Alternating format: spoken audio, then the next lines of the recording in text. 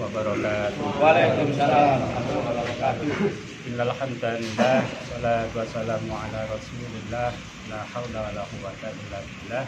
Rabbi shrah li sadri wa yassir li amri wahlul 'uqdatam min lisani yafqahu qawli. Ingkang saestu dahar kawula hormati keluarga ageng wonten sedaya diri wonten ing Pasuruan yang juga kami hormati segenap pengurus jajaran PWI Laskar Sabilillah Pasuruan Raya nggih. Hadirin hadirat rahimakumullah, tak kenal maka tak sayang. Sekedhik kula matur memperkenalkan diri. Saya dipun paringi tetenger asma saking tiyang sepuh kula Agus Iskandar. Agus Iskandar bukanlah seorang ahli nasab, bukanlah juga seorang ahli sejarah, bukan juga seorang ahli genetik. Tapi alhamdulillah berkah donga pangestu panjenengan, ketika saya ditanya 1 tambah 1 itu masih bisa nyandai, adalah 2 kan. Dikandung maksud bahwa kita oleh Allah diberikan akal sehat ini masih bisa mensyukuri dengan menggunakan akal sehat kita sebagaimana porsi yang semestinya. Sebelum kami menyampaikan beberapa himbauan sekaligus ajakan terutama kepada seluruh jajaran PWI LS Pasuruan Raya, sedikit kami menambahkan apa yang tadi sudah disampaikan oleh Gus Fakih, bahwa betul diskursus nasab sebetulnya sudah sudah selesai. Mengapa demikian? Karena ketika Kiai Imad menyampaikan sebuah kajian sosial yang kemudian tertuang pada satu kesimpulan tesis, mereka para ba'alwi ini tidak sampai detik ini tidak bisa menghadirkan antitesis.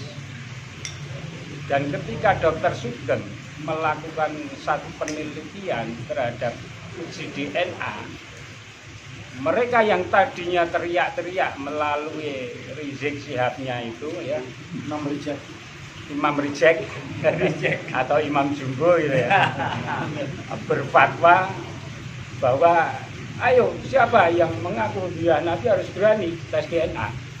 Tapi ketika kita sudah siap dan balik kita tantang, fatwa itu kemudian dianulir oleh menantunya kan. Haram. Sebegitu mudahnya mereka merekayasa sebuah hukum fikih hanya demi untuk kepentingan mereka. Sedemikian parahnya mereka itu memperlakukan yang mengaku agamis, yang mengaku membela Islam, tapi bahwa pada faktanya banyak hal yang mereka lakukan itu justru bertentangan dengan syariat Islam. Kemudian yang berikutnya, ajakan kami dari PWI Kabupaten Klaten, bahwa kalau kemudian kita melihat respon yang diberikan oleh para petinggi PBNU struktural, beliau-beliau yang ada di tingkat PB ini sudah terlalu tinggi tingkat konflik interestnya. Bisa jadi karena mereka masih kepingin menjadi seorang tokoh yang populer, bisa jadi mereka masih ingin duduk di singgasana petinggi PBNU, atau bisa jadi karena memang mereka sudah terlalu banyak minum racunnya para ba'alwi, sehingga dengan istilahnya Mbah Mufid itu mereka itu sudah pada mendem. Nah, sehingga dengan kondisi yang demikian, sudahlah yang para petinggi NU dengan berbagai argumentasi alasannya itu ya biar mereka nanti yang nanggung, biar Allah nanti yang akan memberikan hidayah ataupun tidak. Nah, satu-satunya yang bisa kita harapkan untuk bisa dijadikan trigger segera nanti mengakhiri diskursus nasab ini tidak lain dan tidak bukan adalah kehadiran negara. Kehadiran negara di sini nanti bisa jadi kita melalui link-link yang ada, Gus Wakih dengan beberapa kerabatnya, beberapa komunitasnya yang bisa nanti menembus di struktural pemerintahan. Ini butuh dorongan dari teman-teman terutama yang tergabung dari kalangan PWI LS dimanapun untuk secara serentak memberikan dorongan kepada pemerintah untuk hadir menyelesaikan persoalan bangsa ini dengan cara menghadirkan nakobah di tingkat internasional yang sudah kredibel untuk memberikan satu statement yang tegas bahwa silsilah mereka itu seperti ini. Jadi klaim-klaim yang mengaku dirinya dzurriyyah Nabi ini adalah satu bentuk kebohongan, satu bentuk kepalsuan. Yang lebih parahnya lagi kemudian dengan kepalsuan itu mereka jadikan kedok untuk melakukan satu pembelokan sejarah, pembelokan silsilah, pembuatan makam abal-abal, mendoktrin dengan doktrin-doktrin yang sesat, yang pada gilirannya itu nanti hanya akan membuat akal sehat kita itu sudah tidak bisa lagi berjalan sebagaimana mestinya. Nah, kehadiran nakobah internasional itu tentunya tidak hanya sampai pada posisi kondisi yang seperti itu. Tentunya tidak hanya sampai pada posisi kondisi yang seperti itu. Harus juga disertai dengan dorongan kita suarakan bersama pembubaran Robitoh Alawiyah dengan satu alasan, kalau memang betul Robitoh Alawiyah ini terlahir totalitas untuk NU, Mbak Alawi ini kalau kemudian kehadirannya di negeri kita Nusantara ini totalitas untuk Jam'iyah Nahdlatul Ulama, mengapa harus mendirikan Robitoh Alawiyah kan? Kelahirannya kan hanya selang 2 tahun.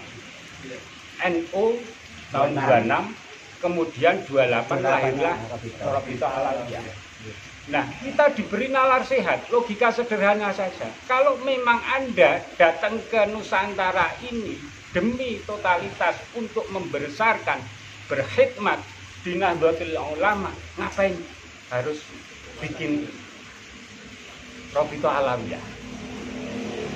Nah, semakin ke sini, ternyata keberadaan Robitoh Alawiyah ini sudah semakin nampak bahwa mereka punya misi besar, ingin mencerabut hal-hal yang sifatnya fundamental, ingin mencerabut semua yang sudah diupayakan oleh leluhur kita dengan adanya peradaban Islam Nusantara yang adiluhur itu akan dibelokkan, bahwa semua kebesaran Nusantara, masuknya Islam di tanah Jawa, tokoh-tokoh para pejuang bangsa, semua yang baik-baik itu akan diklaim milik mereka. Dan kalau kita tidak bersikap dalam kondisi yang seperti ini, maka sebetulnya kita akan bisa dikatakan maju kena, mundur kena. Mundur kena ketika kita oleh para leluhur diberikan satu bentuk warisan peradaban. Sudah ada, tinggal kita itu merawat. Loh kok nggak bisa? Padahal para leluhur kita untuk memperjuangkan itu semua direwangi toh nyawa paribasane. Maka kita akan dijaru-jari oleh para leluhur kita kalau kita tidak bisa mempertahankan dan merawat peradaban Islam Nusantara. Nah, kemudian majunya kita akan juga dipaido oleh anak putu kita. Pak, Bu, lah kalau mben tinggalanipun eyang-eyang pundi kok mboten wonten, kan begitu. Nah, apa terus yang bisa kita jawab untuk anak cucu kita? Wah, ngapurane ya, nak, ngapurane ya, Nduk. Aku ora iso ngrawat, aku ora iso ngopeni. Direbut kae lho karo wong-wong Yaman. Apakah demikian jawaban kita besok kepada anak cucu kita? Kan demikian. Nah, oleh sebab itu saya berharap dan menghimbau terutama kepada rekan-rekan PBI LS di Pasuruan Raya. Mari kita serukan bersama kepada negara untuk hadir dan melihat sepak terjang para Ba'alwi ini untuk mencapai pada satu titik kesadaran, untuk mencapai pada satu titik permohonan maaf. Itu tidak bisa kita mengandalkan kesadaran mereka, tidak bisa. Harus ada satu kondisi yang memaksa mereka harus minta maaf. Harus ada satu kondisi mereka harus menyatakan bahwa mereka tidak akan mengulangi perbuatannya lagi. Nah, untuk masuk ke ranah pemaksaan satu kondisi seperti itu tentunya harus ada upaya-upaya tinjauan secara yuridis yang nanti siapa saja yang akan melakukan pelanggaran terhadap satu konsensus bersama itu akan dikenakan satu pasal yang barang tentu karena ini sudah masuk pada yuridis hukum, maka akan berkonsekuensi siapapun yang melanggar hukum. Dan kemudian itu tidak terlepas dari harus adanya satu delik aduan, maka sudah secara otomatis nanti para perangkat hukum, para penegak hukum yang dalam hal ini bisa kita jadikan satu representasi dari kehadiran negara itu untuk memproses itu secara lebih tegas, karena apapun Indonesia adalah negara hukum.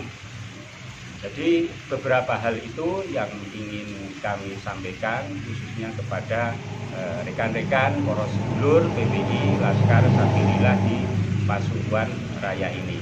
Nah, sebelum kami akhiri, kami mewakili teman-teman PBI Laskar Sabilillah Klaten dan juga beliau Mbah Yai Mufid dan juga Gus Wakil sebagai tamu di sini mengucapkan syukur alhamdulillah kehadiran kami beserta rombongan sudah diterima dengan baik, dipersilahkan, diberikan ya segala macam ibu rampe sak saya pun tidak ada lain yang bisa kami ucapkan jazakumullah khairan katsira.